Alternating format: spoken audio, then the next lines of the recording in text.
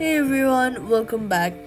If your bunq payment was declined, here's how to fix it. Start by checking your account balance. Insufficient funds are the most common reasons for declined payments. Next, verify your card's limits inside the bunq app. Daily spending limits may be set lower than your purchase amount.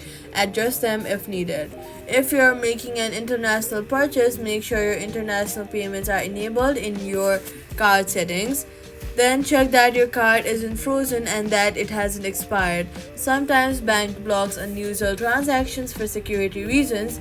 If you have recently traveled or made a large purchase, bunq may flag it.